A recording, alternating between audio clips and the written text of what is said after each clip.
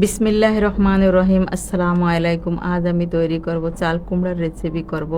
তো এখন কিন্তু চাল কুমড়ার সিজন, আর চাল কুমড়াটাও কিন্তু ভালো পাওয়া যায় বাজারে।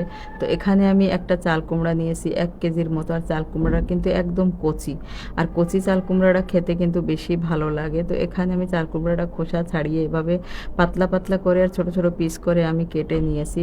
তো এখানে আমি দিয়ে দিলাম, তেলটা গরম করে নিলাম। তেলটা গরম করে এখানে আমি একটা তেজপাতা দিয়ে দেবো সুন্দর একটা ফ্লেভারের জন্য। তেজপাতাটা একটু নেড়ে চেড়ে এখানে দিয়ে দেব আমি পেঁয়াজ কুচি। 5টার মতো পেঁয়াজ নিয়েছি, এখানে পেঁয়াজটা কুচি কুচি করে দিয়েছি। আর পেঁয়াজটা একটু নরম করে আমি এটা ভেজে নেব, লাল লাল করে ভাজবো না। তারপরে এখানে আমি দিয়ে দিছি আদা রসুনের পেস্ট, দিয়েছি 1/2 চামচের মতো। তো আদা রসুনের পেস্টটা একটু ভেজে নিলাম। তারপরে দিয়ে দিলাম এখানে কয়টা চিংড়ি মাছ। চিংড়ি মাছটাও একটু ভেজে নিলাম কয়েক সেকেন্ডের জন্য। 1/2 চামচ হলুদের গুঁড়া, 1/2 চামচের একটু বেশি দিয়েছি মরিচের গুঁড়া, ধনিয়া জিরার গুঁড়া সামান্য সামান্য একটু, আর স্বাদ মতো দিয়েছি লবণ। এখানে 4 চামচের মতো দিয়েছি আমি এখানে নারিকেল বাটা। আর এই নারিকেল বাটা দেওয়ার কারণে কি চাল কুমড়ার স্বাদটার গুণ কিন্তু বেড়ে যাবে। অনেকেই আছে চাল কুমড়া খেতে পছন্দ করেন না, তারা এই নিয়মটা ফলো করে চাল কুমড়া রান্না করে দেখবেন, অবশ্যই ভালো লাগবে।